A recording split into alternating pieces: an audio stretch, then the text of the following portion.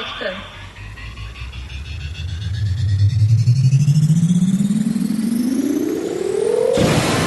Olá, bem-vindos ao Reconecta, o podcast que conecta você com o seu ambiente natural.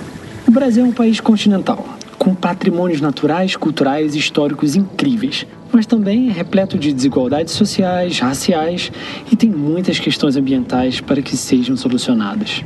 E para ajudar a resolver essas questões da sociedade, muitas vezes é a própria sociedade civil que se organiza com missões específicas e diversas para correr atrás de um bem comum e lutar por um país melhor e mais justo. Isso em várias áreas, como a social, a médica e também a ambiental. E nesse terceiro episódio vamos falar justamente do terceiro setor, que são as organizações da sociedade civil. No Brasil existem centenas de ONGs, as organizações não governamentais, que atuam na área do meio ambiente. E elas muitas vezes são associações civis, sem fins lucrativos, de direito privado e de interesse público.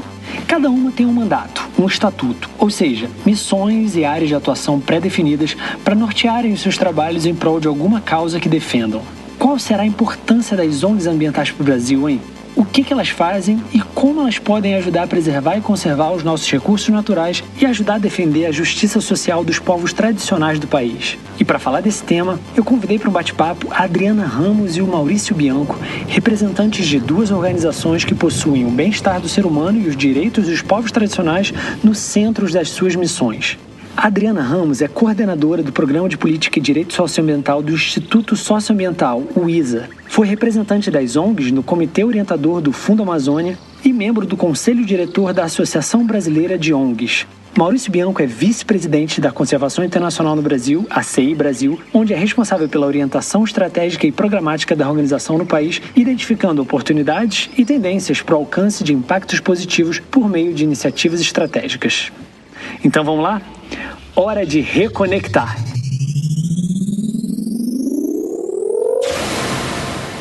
Oi, Adriana. Oi, Maurício. Tudo bem? Tudo bem, Rafael. Bom te ver, Maurício. Olá, tudo bem? Tudo bem, Rafael? Tudo bom, Adriana? Maravilha, gente. Obrigado por estarem aqui com a gente. Qual é o papel das ONGs ambientais para a sociedade brasileira?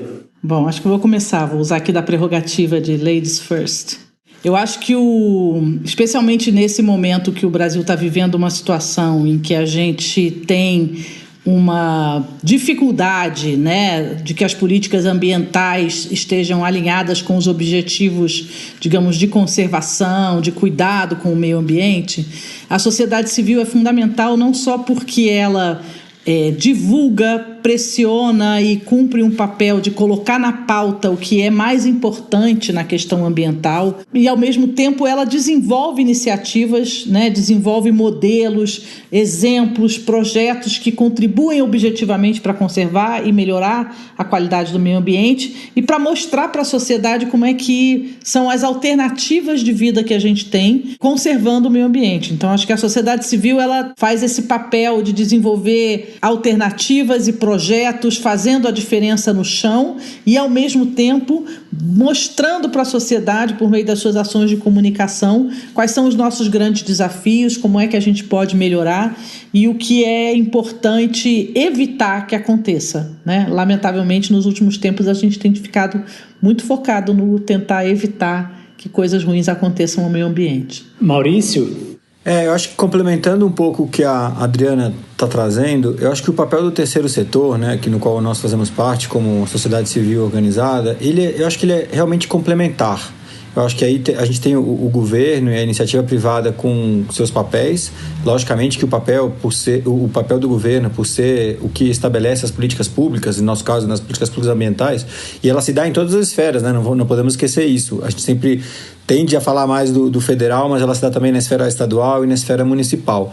Mas eu acho que eu gosto de olhar para a questão da gente como organizações não governamentais como complementares. E em alguns momentos a gente é mais guardião e tentar trazer o outro lado que não está sendo colocado por determinada política pública, mas eu entendo que o papel é muito mais complementar. Em algumas vezes, a própria sociedade civil tem mais permeabilidade para chegar a fazer a política pública realmente acontecer no chão, como a gente fala, né? Então aí acho que a gente pode ser a extensão do braço do poder público, mas não só, porque ela, quando ela foi criada, ela foi justamente para ter uma contraposição do poder público, né? Então hoje eu posso dizer assim, em regras gerais, que eu vejo ela como complementar, efetivamente. Vocês usaram duas palavras que chamaram a minha atenção: fiscalizar e comunicar. Queria que vocês aprofundassem um pouquinho no papel que vocês desempenham de fiscais das questões que vocês trabalham e também de comunicadores, né? Porque vocês transformam essas vozes em milhões, né? Adriana, você quer começar? Então, eu acho que é isso. A sociedade civil, quando essa ideia, né, de instituições que não são nem governo nem iniciativa privada surge no processo de reconstrução, né, do pós-guerra, vem um pouco nessa linha de que você precisa de uma ação social, né, com mais capacidade de responder às necessidades da população. E, de uma certa forma, você precisa de instituições que não estejam pautadas por outros interesses, né, digamos assim. Então, você não é um setor privado que tem um interesse do lucro e está pautado por aquilo, e você não é o governo que tem um interesse de olhar para a sociedade como um todo e muitas vezes pautado pelo interesse mais político eleitoral. Então você teria, no caso da sociedade civil, das organizações ambientalistas, eu diria assim, nós temos o foco de defender o meio ambiente, né? Esse é o nosso foco. As outras instituições que interagem com o meio ambiente, elas têm outros interesses. Então, de uma certa forma, a gente acaba liderando o processo de conscientização, de cuidado com o meio ambiente, né, nesse tripé.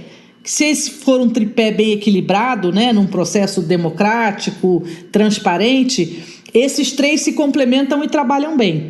Mas faz parte desse papel de trazer os outros setores para um processo construtivo, você fiscalizar, né? Então, fiscalizar a ação do poder público e do setor privado em relação principalmente às normas, né? Aquilo que está estabelecido como quadro legal, e também do ponto de vista ético, obviamente, porque a gente, em última instância, está falando de questões que têm a ver, né, com ética, quando você fala de conservar o meio ambiente, porque você precisa dele para garantir as futuras gerações. Então, a fiscalização daquilo que fazem os outros setores, ela é parte inerente do papel da sociedade civil. Essa fiscalização está associada ao que a gente chama de controle social, né? Que pode acontecer num processo de participação e interação com os demais segmentos, ou pode acontecer num processo mais, digamos, de denúncia e de disputa, né? E, enfim, comunicar é o que, né, a gente não trabalha na perspectiva de beneficiar as próprias organizações, a gente trabalha na perspectiva do interesse público. Então, você precisa se comunicar com o público, né? Tanto do ponto de vista do público entender o seu papel, quanto dele entender as questões que estão acontecendo e se sentir mobilizado e motivado a atuar também no sentido de contribuir para essa agenda ambiental avançada. Legal que a Adriana usou também a palavra guardiã, né? A Adriana, o Isa, também um grande guardião, inclusive da nossa Amazônia. E Maurício, conheço muito o seu trabalho e você é um cara que é especialista em comunicação, né? Você sabe bastante o papel que a comunicação tem, a importância que a comunicação tem no trabalho da conservação ambiental. De novo, complementando o que a Adriana falou, que eu acho que realmente o papel é esse, né, de muitas vezes fiscalizar e outras comunicar. O que eu acho que quando a gente olha um pouquinho para a história mais recente do nosso país, já considerando o papel das organizações ambientais, eu acho que quando as organizações ambientais puderam andar em forma complementar, em parceria com o poder público, e quando eu digo parceria não significa sempre concordando em tudo, mas tendo um diálogo positivo e construtivo, a agenda ambiental evoluiu. Então, se a gente pegar aí, se eu não me engano, 2004, 2012, que a gente teve um grande número de áreas protegidas criadas e ampliadas no Brasil, consequentemente diminuiu muito o desmatamento. Na hora que a gente vê que quando existe um diálogo onde as complementariedades são bem vistas, mesmo que muitas vezes sejam por lugares diferentes, por caminhos diferentes, a gente vê uma evolução, um andar para frente como sociedade, né? E acho que essa questão que a Adriana trouxe do controle que a gente faz, eu acho que é muito importante. Então, quando a gente consegue o diálogo, consegue caminhar, a gente vê evolução. E quando eu falo evolução, é evolução ampla, não só a evolução do ponto de vista econômico ou só do ponto de vista social, é uma coisa que realmente abrange todo mundo. Então, é só para mostrar esse ponto que quando caminhamos juntos do ponto de vista de construção, a gente chega para resultados melhores, né? Então, por isso que, mais uma vez, acho que a complementariedade do nosso papel é super importante para fazer com que políticas públicas e para além das políticas públicas a gente possa trabalhar. Mas também sendo o fiscalizador também da iniciativa privada, não só do público, né? Eu posso estar sendo um pouco injusto aqui, mas eu acho que no passado a questão da comunicação não foi vista como um item estratégico, vamos assim dizer. E aí acabava que muita gente, vamos fazer o bem, fazer aqui e não necessariamente evitar esforço para mostrar. E isso a gente sabe que, de certa forma, é um pouco...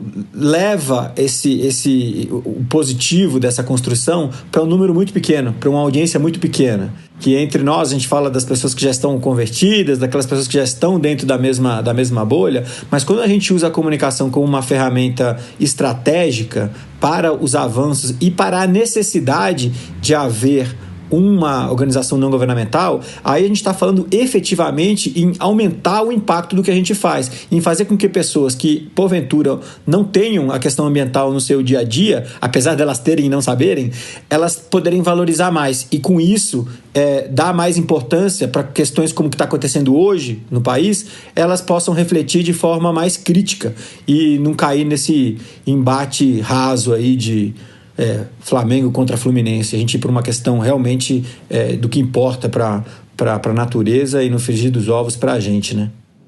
Pô, se fosse Flamengo e Fluminense até tava bom, cara, porque eu tô com uma saudade de futebol, mas se fosse isso ainda tava bom. Eu acho que é bem pior do que isso, Maurício.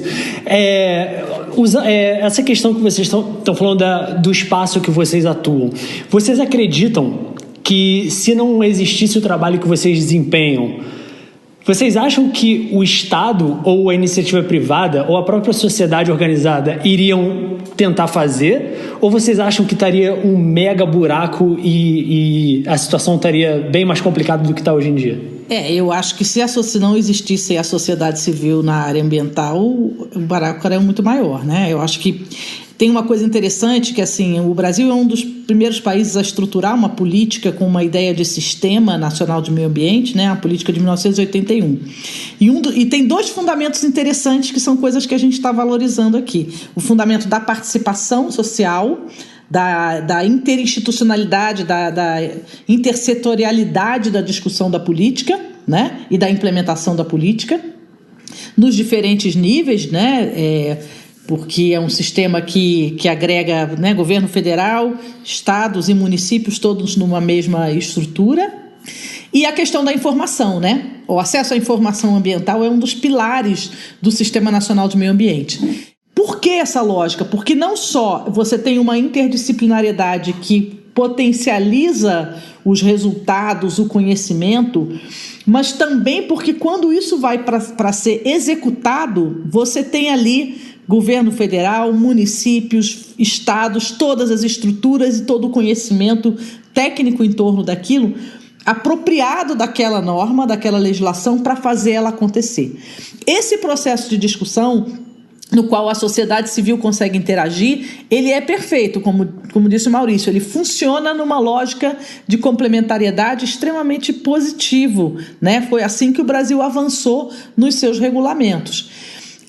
Quando a gente vê, inevitavelmente, na situação atual, né, a gente, enfim, não sei, o momento em que a gente está vivendo agora, a gente vê que se não fosse a sociedade civil, de que maneira governos e setor privado sozinhos fariam? Com que tipo de interesse, com que tipo de benefício, né? A vantagem do Fla-Flu é que ao final do jogo, né, alguém vai estar feliz, pelo menos. né? Você pode ter um empate, mas se alguém perder, um outro grupo tem algum resultado, e o resultado positivo de um grupo não significa, né, a restrição das condições de vida, de sobrevivência dos outros, né? O que a gente vive na área ambiental hoje, essa disputa, ela é perversa, porque você tem uma lógica de interesse econômico que faz com que o meio ambiente, mais do que nunca, seja visto como um entrave, como um problema a ser superado, mas não como um valor, uma questão a ser valorizada, um valor a ser garantido, né? Então, se não fossem as organizações da sociedade civil, eu acho que seria muito mais difícil que a gente tivesse pelo menos esse maior equilíbrio de informação e de disputa na sociedade em relação ao que se pensa sobre o meio ambiente. E eu digo mais, Adriana, porque na verdade para mim a questão assim, o quão importante é a diversidade entre os atores, como você mesmo falou, na sociedade civil, para fazer com que isso realmente seja representativo da sociedade efetivamente. Então, para mim, eu acho que talvez aí está a riqueza maior. Não só que ela exista propriamente, mas que ele mas que de fato mostre a importância da diversidade, de diferentes aspectos. Só do ponto de vista ambiental, a gente já tem um leque de organizações bem grande. Alguns que estão mais voltados para a agenda indígena, alguns que têm um ponto de vista mais científico, outros que são mais ativistas, com uma campanha mais fundamental. Enfim, você aí já tem um leque que só por conta disso já traz mais a diversidade traz resultados melhores, né? Então, assim, eu acho que estou totalmente de acordo, né, Adriana, que sem a sociedade civil, mas sem dúvida nenhuma, eu acho que tem um papel fundamental na sociedade, principalmente na sociedade que olha para todos, né? Que não tem aquela questão de olhar que uns ganham e outros perdem, né? Eu acho que a gente está muito aí para ajudar a fazer essa balança ser mais justa, né? Eu queria colocar mais 2 ingredientes aqui nesse debate. É que eu não vejo apenas pessoas trabalhando com propósito, por uma causa, eu não vejo apenas pessoas trabalhando apaixonadas pelo que fazem, mas eu vejo trabalhos pensados de forma estratégica, embasados em conhecimento científico, com técnicos super capacitados coordenando esses programas. Invariavelmente são projetos que foram planejados com muita antecedência, ou seja, é um trabalho que muitas vezes as pessoas não sabem o quão técnico é o trabalho de vocês. Comentem um pouquinho sobre isso, sobre essa coisa de vocês irem em lugares que outras pessoas, outras organizações e o próprio Estado eventualmente não chegaria, apesar de ter muitas vezes poder ter recurso para isso e ter servidores capacitados para isso, muitas vezes, e também essa questão de ter esse embasamento científico ou especializado, no caso, né? É interessante você colocar esse assunto porque, do ponto de vista da CI, e eu sei que o ISA também trabalha dessa forma, enfim, em outras organizações, a gente tem a ciência, né, o conhecimento científico como base do que a gente faz. Eu acho que começando por aí já é uma questão muito importante, porque a gente sai do achismo e vai para uma coisa que tem um amparo científico, sem com isso não considerar o conhecimento tradicional.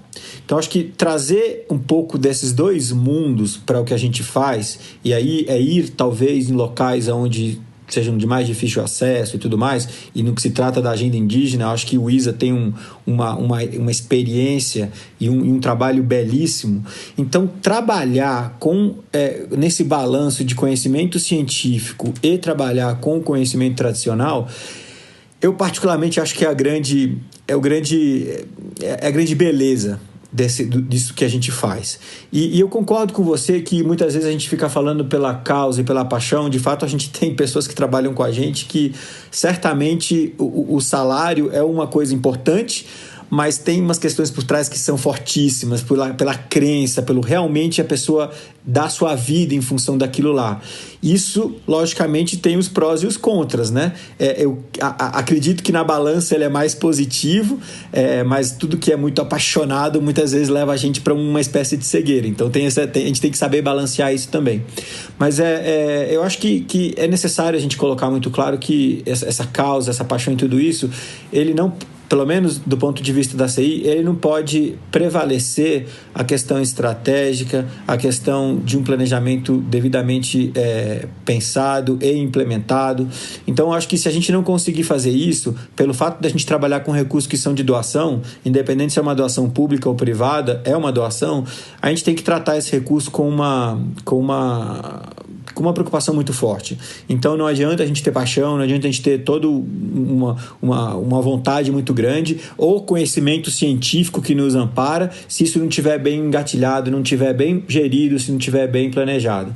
Então esse balanço me parece muito importante e eu acho que ele é uma verdade para qualquer tipo de organização, não necessariamente do terceiro setor. Talvez no terceiro setor isso fique um pouco mais latente, a questão da causa, mas eu acredito que a gente não pode abrir mão de uma gestão realmente preocupada, enxuta e planejada para a gente aplicar recursos que não são nossos no final das contas, né? Eu concordo muito com o que o Maurício falou e acho que tem essa questão de que a gente vive num mundo que é muito concorrencial, né? A gente não tem... O que a gente dá de retorno para o doador não é uma questão de lucro, né? Não é necessariamente impacto de alcance, pelo menos não no tipo de organização que a gente trabalha. Então, a gente trabalha com povos indígenas, por exemplo, que são o povo talvez os mais minoritários do país, né? Então não dá para você não está falando de um trabalho social de amplo alcance, como é o caso de uma política pública, né? Mas a gente precisa garantir que o investimento tenha o impacto social necessário. Então, essa questão da expertise, da qualidade do trabalho é fundamental. O ISA é uma instituição que trabalha nas mesmas regiões há muitos anos. Então, a gente tem essa perspectiva de um trabalho de longo prazo, né? E nessa perspectiva nos permite o quê? Ter um diálogo constante com as comunidades locais, ou seja, só fazer aquilo que é de demanda social, a partir de diagnósticos que são compartilhados, não só a nossa visão do território, obviamente, a visão deles do território e a construção, né, das estratégias de forma conjunta. Então, é um trabalho que nos permite um grau de inovação, né, que pode gerar modelos, porque a gente está trabalhando no micro, mesmo que seja um lugar distante, em áreas remotas, em situações onde o poder público não vai, onde você não tem nenhuma iniciativa privada, por exemplo, com nenhum tipo de investimento, né? Mas são coisas, digamos assim, em termos de escala, pequenas. Qual é o diferencial que a gente busca ter? E aí, por isso que a questão do conhecimento e a construção, né, de um trabalho técnico exemplar assim, é fundamental. Porque a gente está querendo fazer novos paradigmas, né? Aquilo que a gente faz hoje de trabalho é construir alternativas a um modelo, né, hegemônico que se tem de uso de recursos naturais, que é um modelo que a gente considera insustentável. Então, essa construção de coisas novas que sejam inspiradoras, que sinalizem possibilidades, ela pressupõe, por um lado, uma tentativa, sempre um espaço de inovação, que é uma parte complexa, difícil, mas que pressupõe que você vai aprender com o que você fez. E se você está aberto a aprender com o que você fez, você aprimora tecnicamente, né? Você constrói nessa questão do diálogo intercultural, então construindo a partir de diversas formas de conhecimento. Eu acho que esse também é um elemento na questão ambiental fundamental. O mundo vive hoje uma grande crise climática ambiental, né? Porque nós fomos levados a um modelo de desenvolvimento criados à nossa semelhança, né? Pessoas brancas, ocidentais, enfim. Foi esse modelo que nos trouxe até os problemas que a gente tem. Então, é hora de olhar para outros coletivos, outras comunidades, outras formas de cultura, né? Outras culturas que se relacionam com o mundo e com o planeta de uma maneira diferente, para poder se inspirar ali e desenvolver coisas totalmente diferentes, né?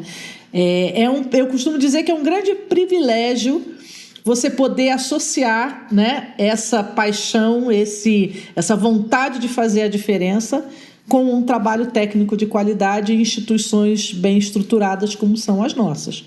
Isso é um privilégio e, com certeza, não é nem a realidade da maior parte das organizações da sociedade civil no Brasil, porque nós estamos falando de um universo que vai reunir, né, as associações de bairro, de moradores, associações comunitárias, locais, que demonstram, né, a pluralidade e a capacidade, o esforço da sociedade para fazer a diferença, mesmo sem as mesmas condições de trabalho que a gente consegue ter nas nossas organizações. Adriano, isso que você falou é chave do modelo econômico, né, que a gente vive. O Krenak, no primeiro episódio, ele comentou aqui comigo que a gente basicamente está sendo vítima, né, de ser o homem econômico, né? O planeta está pagando o preço e quem está adoecendo somos nós mesmos, que ele chamou de seres descartáveis, né? Queria tocar no assunto do lado humano das organizações de vocês. O ISA, Adriana, está lá no mandato de vocês, né, que vocês são uma organização de defesa dos direitos dos bens sociais e direitos sociais. E a CI está lá também na missão dela, dizer que a CI fortalece a sociedade para cuidar da natureza. Eu queria que vocês comentassem um pouco desse trabalho que vocês fazem de fortalecer as comunidades indígenas e de empoderar a sociedade em prol da conservação. A CI, no Brasil, ela está completando 30 anos hoje. Quando a gente faz esse espectro desses 30 anos, a gente vê claramente uma mudança, ou sei lá, uma evolução no arco da conservação que vai da espécie à paisagem. Então a gente sai especificamente de espécies, sejam elas da fauna, da flora, uma coisa muito voltada para a questão ambiental, mais estrito sensu, eu diria, que tem a sua importância efetivamente, mas quando a gente começa a entrar numa lógica onde a gente acrescenta aí a questão da sustentabilidade, os outros atores que impactam ou são impactados, ainda com relação às espécies, a gente invariavelmente cai num serzinho que chama-se ser humano. Então, e aí quando eu falo paisagem, é porque aí a gente começa a incluir nessa lógica não só as espécies, mas todas as relações entre elas, inclusive o serzinho, o ser humano. Então, e no caso da CI, essa mudança se deu na própria missão da organização.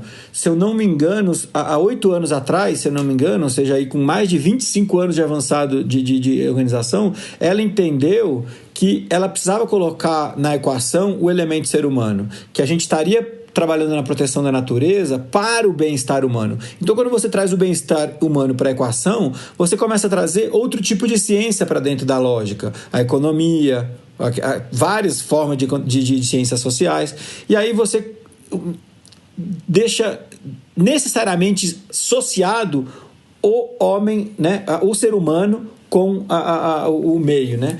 E aí eu acho que para mim esse é o grande barato, né?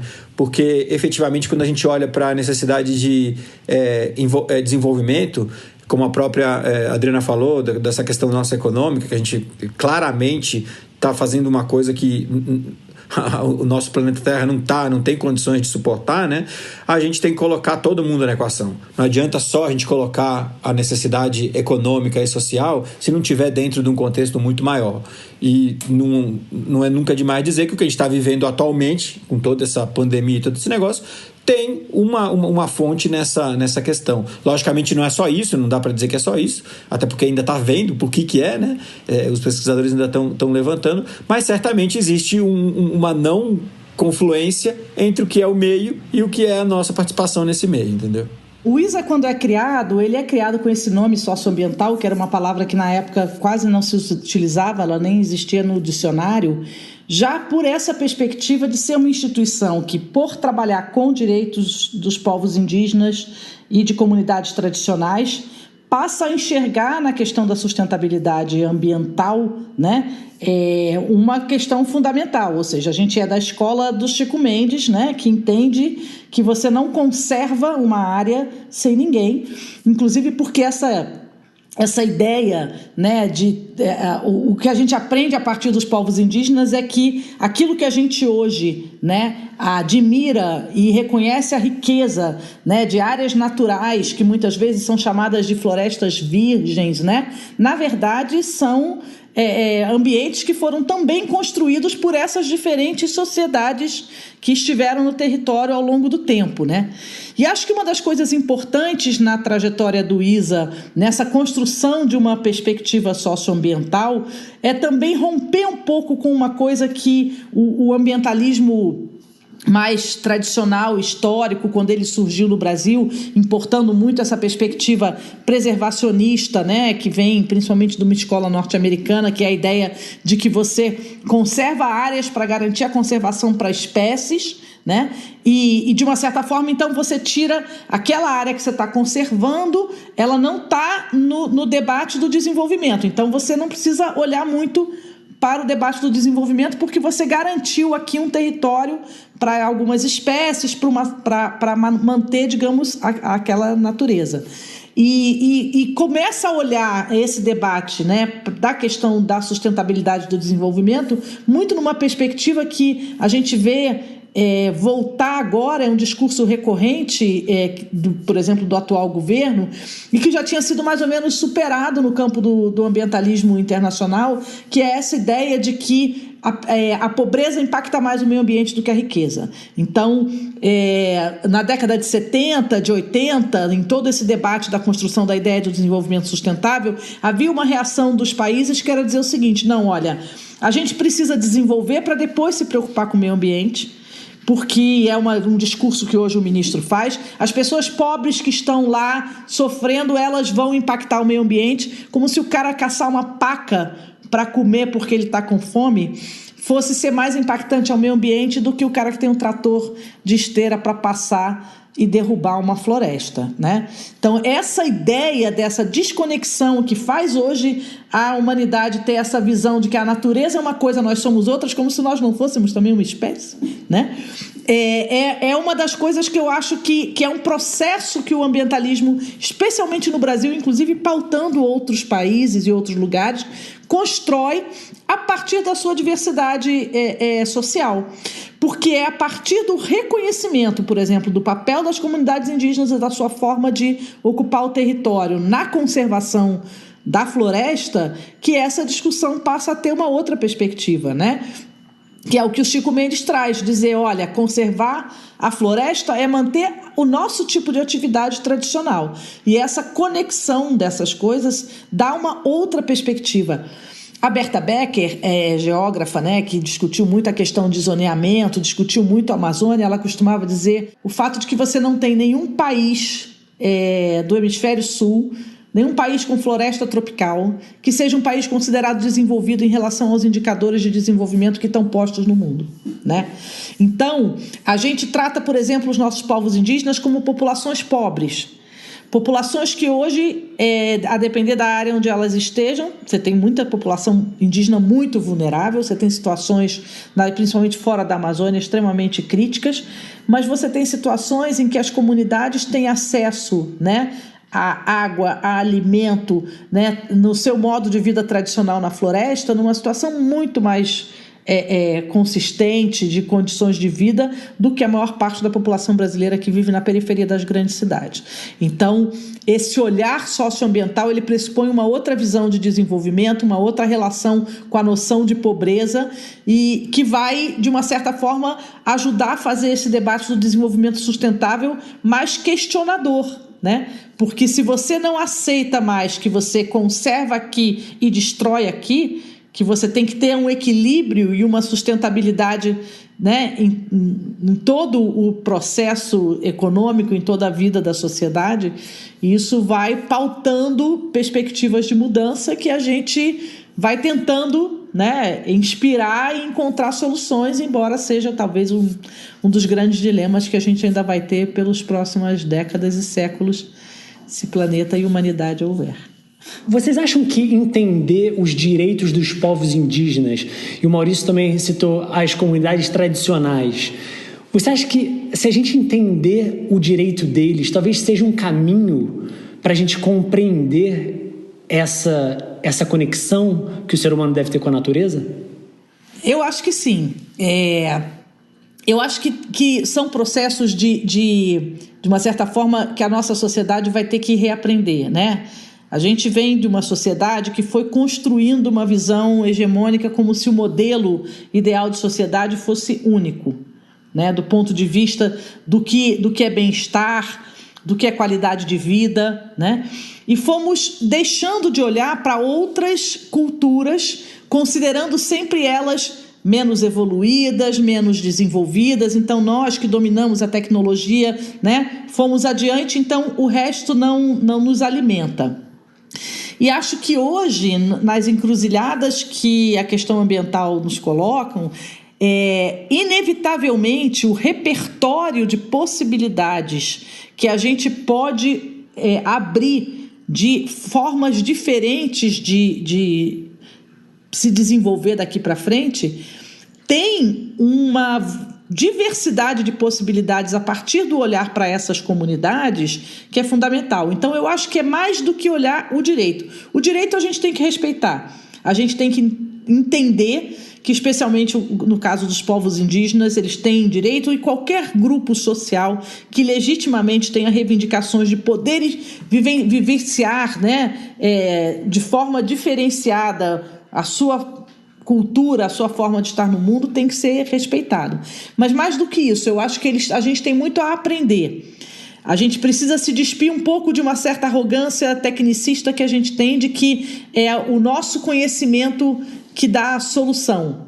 E aprender a olhar para outras formas. Até porque é isso, quer dizer, a gente desenvolveu muitos conhecimentos que hoje, se a gente tiver que voltar a viver da terra, não servem para nada. E, ao mesmo tempo, você tem populações indígenas que vivenciaram situações de crise, né, comunitária em relação aos seus territórios, aos recursos naturais, que poderiam nos ensinar muito, né? Então, você conversa, por exemplo, com o indígena Wayampi, lá do Amapá, e ele te conta que eles estão ocupando o terceiro mundo, né? Então, na cosmologia deles, eles estão no terceiro mundo. E quando ele te conta essa história, você vai entender que essa sociedade, ela vivenciou duas grandes situações de crise e de escassez de recursos que fizeram com que esse grupo tivesse que se movimentar, sair de um certo território e ir para outro, o que para eles, né, configurou um outro mundo. Mas então é uma comunidade que tem, por exemplo, uma experiência de viver numa situação crítica de uso de recursos, de buscar outras formas de se reorganizar em situações diferentes, que são aprendizados. Quer dizer, essa comunidade tem um preparo, por exemplo, né, de cosmovisão para lidar com situações de ruptura e de mudança como essas que a gente está vivendo, talvez muito mais amadurecido do que nós, né?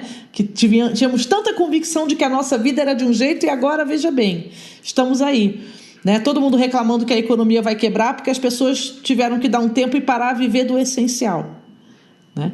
Então, para nós é uma grande crise que a gente está tendo que reorganizar a nossa vida. E, de repente, você tem comunidades para quem esse tipo de transição, de mudança, faz parte da história deles, né? De tudo que eles tiveram que se adaptar. Então, tem muito conhecimento, experiência aí que a gente poderia aproveitar muito mais do que o que a gente aproveita. Às vezes a impressão que dá é que a gente poderia ser muito mais feliz se a gente buscasse o mais simples, né? Não é tão complexo. Maurício, qual é a sua visão em relação a isso, pela sua experiência aí com os povos tradicionais, com as comunidades tradicionais? Então, Rafael, assim, eu particularmente não sou um expert na questão dos povos indígenas, dos povos tradicionais, mas eu acho que me considero um sujeito sensível que, quando tem contato a isso, percebe claramente que a gente tem muitíssimo a aprender com eles. Muitíssimo a aprender. Então, do ponto de vista de como viver de uma forma que é mais em harmonia com a natureza, eu diria, acho que quando a gente está falando aí de todas as implicações que existem, a gente está passando por um momento aí de emergência climática, no qual talvez seja o maior desafio na humanidade, bem maior que a gente está vivendo agora da Covid e tudo mais. A gente vê claramente que tem, se não todas, mas uma grande parte das soluções está ali. Está nesses povos, né? Da forma como vivem. Quando eu vou visitar os Ayanauá, por exemplo, no Acre, rotação de cultivo, garantia da subsistência com o necessário para alimentação e poder ter isso ao longo do ano. Eles já fazem isso há muito tempo. e já tem essa lógica como uma lógica de desenvolvimento efetivamente.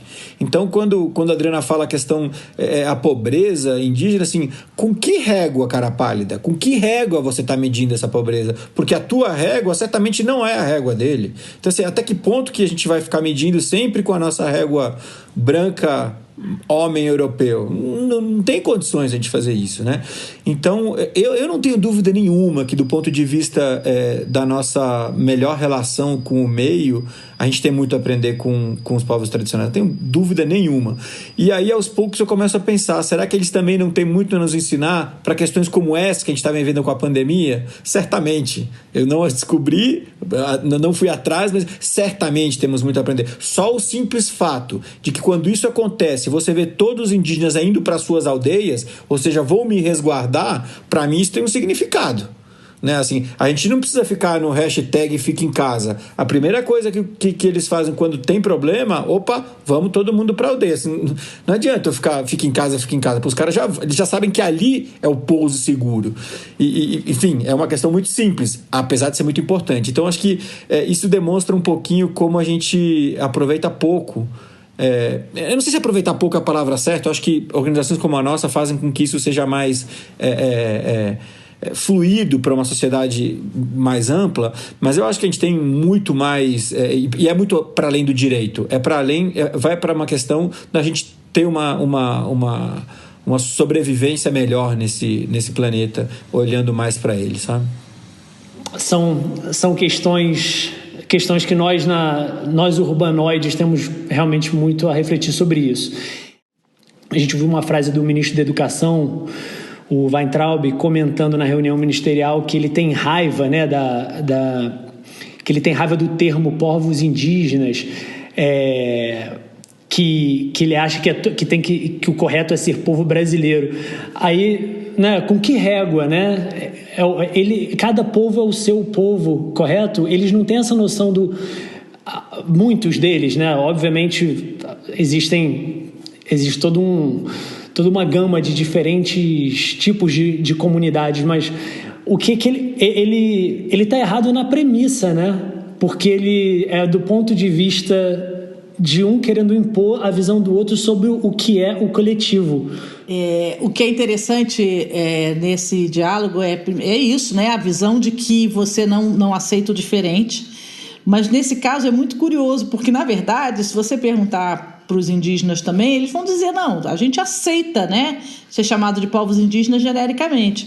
Se você não quiser chamar de povos indígenas, não tem problema, aprende os 350 nomes de todos os povos do Brasil e se refere a eles assim, os Yanomami, os Auanauá, os Kayapó, os Uaurau, entendeu? Os Guarani, os Xoclém, vamos embora. Eles também não se veem como uma unidade.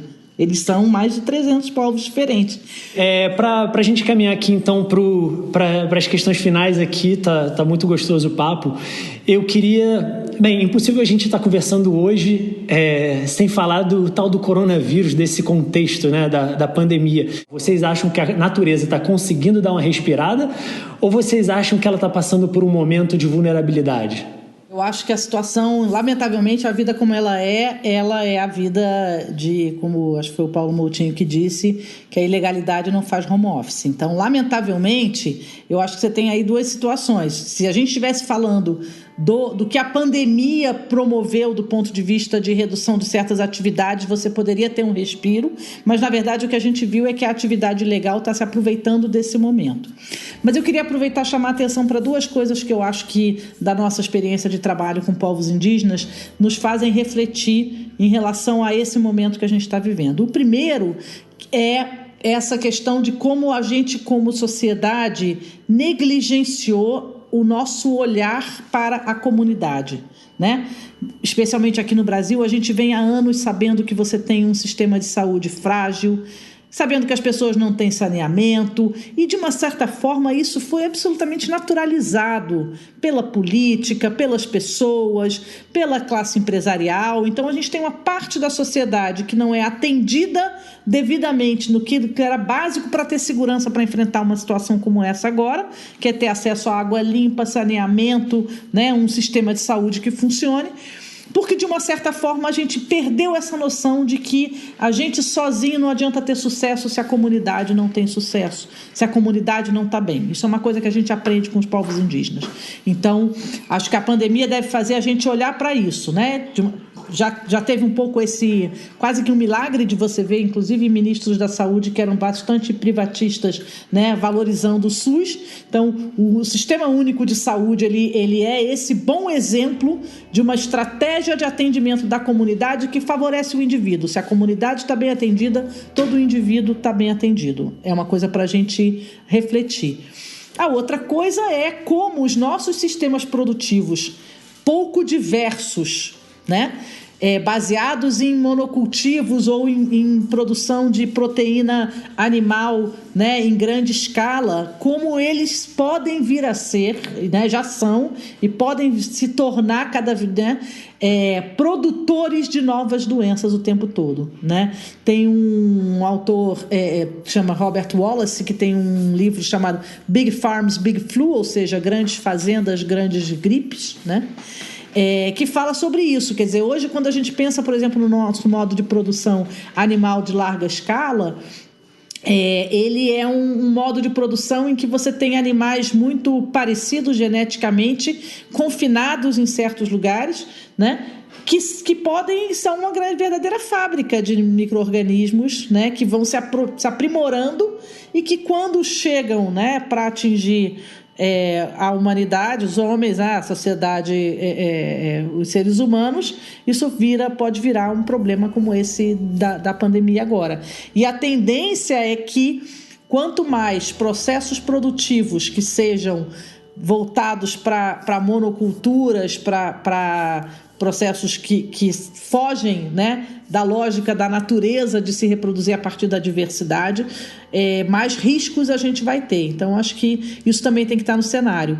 Acho interessante a reflexão que, pelo menos para nós que temos condições de estar numa situação mais confortável nesse momento, nos traz sobre o que pode ser esse novo normal, totalmente diferente, né? Mas aí, quando a gente vê as brigas e a corrupção em torno da compra de equipamento de segurança para atender as pessoas que estão precisando de atendimento médico básico, a gente vê que a vida como ela não vai ser tão simples assim, né? Esse novo normal, a gente está prevendo, por exemplo, que toda essa discussão regulatória, como foi anunciado, né, na fala do ministro do Meio Ambiente, toda essa perspectiva de reconstrução econômica, ela está vindo baseada no modelo mais, digamos, tradicional, no sentido de ser um modelo de expansão da economia como ela com um grande impacto ambiental. Então, acho que esse debate do que vai ser o novo normal, acho que é um debate muito importante, porque vai ter essa disputa, eu acho que ainda mais acirrada, entre quem quer manter o status quo e quem quer tentar construir uma coisa diferente, né? Assim, eu acho que logicamente tem uma restrição forçada, é claro, isso daí é muito claro isso. Eu acho que é apenas um soluço, a gente não pode entender isso como uma questão onde a natureza vai estar bem, mas eu gostaria de chamar alguns pontos para essa questão. O primeiro é que é mais claro do que nunca, por mais que a gente não goste de escutar, que a natureza não precisa da gente. Então isso daí eu acho que a gente tem que deixar muito claro, porque a gente ter a soberba de achar que a natureza precisa da gente, a gente está completamente equivocado. De fato, ela se dá muito bem sem a gente, e a gente é ínfimo com relação à natureza. Então ela vai sobreviver, ela vai se desenvolver com ou sem a gente. Basta a gente saber se a gente quer estar junto ou não. E para a gente estar junto, é claro que a gente tem que ter um pouco mais de noção, um pouco mais de respeito, por assim dizer, de forma mais abrangente. Mas eu vejo que talvez o principal recado que a gente tira disso, Rafael e Adriana, é o fato de que existem formas da gente pensar o novo normal não considerando as mesmas premissas do normal anterior.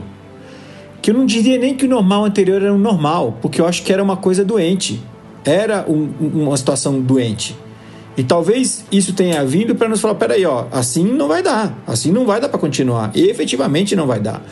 Então a minha é mais do que esperança, eu acho que eu tenho, talvez é um pedido, um lamento, uma coisa para a gente abrir os olhos de que esse novo normal não seja exatamente como que a gente tinha antes. É claro que a gente sabe que nem em todos os aspectos a gente vai ter sucesso nisso, é fato, eu também não vou ser poliana nesse sentido.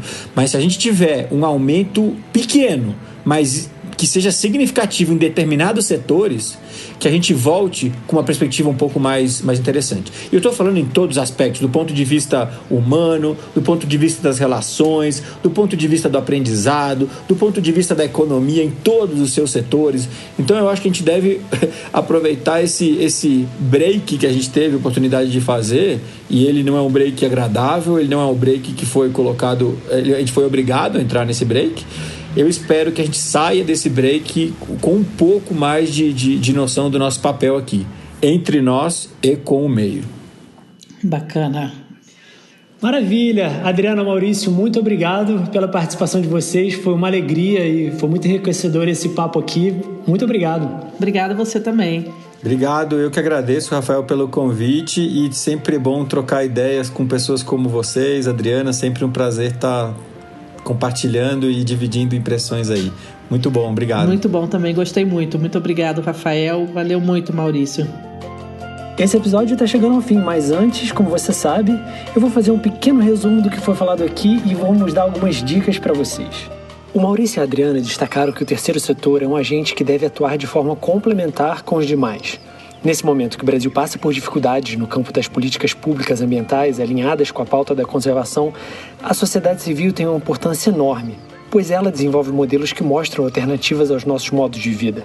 Eles disseram que como as ONGs têm o foco na conservação, enquanto outras instituições têm outros interesses, seja político, eleitoral, financeiro, elas acabam liderando o processo de conscientização e cuidado com o meio ambiente. E que se o tripé entre o Estado, setor privado e sociedade civil trabalharem juntos de forma equilibrada com ética, quem ganha é o processo democrático. A ética é também um fator fundamental, uma vez que estamos lutando por garantias de vida para as futuras gerações. As organizações têm um papel importante de fiscalizar e se comunicar com o público para ele entender o seu papel e se motivar a atuar no avanço da agenda ambiental. Foi ressaltado também que essa disputa acirrada e polarizada na área do meio ambiente é cruel por gerar sérios prejuízos aos cidadãos e que é um jogo onde não tem nenhum vencedor. E que se não existisse sociedade civil, o buraco que a gente se encontra seria bem maior. A participação da sociedade civil de forma ativa faz essa balança ficar mais justa. Para eles, o Brasil tem um histórico de ser um país que constrói uma política com ideia de sistema, em que existe o trabalho intersetorial, com participação de diversas instituições e de acesso à informação, o que ajuda muito as legislações a acontecerem, já que a diversidade entre os atores na sociedade civil é fundamental para dar pluralidade na tomada de decisões e na construção de políticas públicas também. Esse diálogo intercultural na construção a partir de diversas formas de conhecimento é fundamental. O amparo científico está constantemente presente nos trabalhos das organizações, aliado ao conhecimento tradicional. Um dos maiores diferenciais do trabalho dessas organizações, segundo eles, é o conhecimento e o trabalho técnico exemplar para construir novos paradigmas e alternativas ao modelo hegemônico relacionado ao uso de recursos naturais, que hoje é considerado insustentável. Eles ressaltaram também, assim como os nossos outros participantes aqui do podcast, que o modelo de desenvolvimento que a gente encontrou é o que gerou essa crise climática que a gente se encontra. E que é hora de olhar para outras culturas que se relacionam com o mundo de uma forma diferente e se inspirar com elas e gerar novos conhecimentos para resolver nossos problemas. Eles destacaram que aquilo que a gente muitas vezes admira, como paisagens ou áreas naturais preservadas, elas foram, na verdade, fruto do esforço do próprio ser humano que durante gerações anteriores às nossas cultivaram essas áreas durante muitos e muitos anos, ou seja, ambientes construídos pelas próprias sociedades. Eles refletiram sobre o impacto dos domínios da tecnologia na nossa forma de desconexão com os conhecimentos tradicionais e a filosofia sobre o nosso papel no mundo. E eles sublinharam que essa história de que nós não somos natureza, que natureza é uma coisa e a gente é outra, é um processo de desconexão construído pela própria sociedade. Agora chegou a hora do momento para pensar em casa. Eu sugiro no canal do YouTube do Instituto Socioambiental, a Nurit Bensussan, que é uma bióloga que trabalha com a gente, tem feito umas séries sobre a pandemia, com essa reflexão sobre a nossa forma de estar no mundo e o que esse momento, né, nos traz de possibilidades, e eu recomendo muito. Eu sugiro, assim, eu estou lendo o Sapiens, do Harari, e eu acho que ele traz tudo em perspectiva, e eu acho é uma dica de leitura que eu particularmente estou gostando muito. Agora, esse episódio chega ao fim. No descritivo eu vou deixar uns links para vocês. Ouça o Reconecta no Spotify, na Apple e no Google Podcasts. Ou então no seu agregador favorito. Deixe, por favor, suas avaliações. Se curtiu, indique o podcast para os seus amigos, nos grupos de WhatsApp, nas redes sociais, porque isso ajuda muito o nosso trabalho. Até o próximo episódio, a gente se encontra no Instagram, no @ReconectaPodcast, ou pelo meu mesmo, Rafael Duarte Photography, com PHOPHY. Esse episódio foi gravado e editado por mim, Rafael Duarte, teve produção da Bamba Live, com finalização e distribuição da Half-Death. Obrigado por se conectar e até a próxima.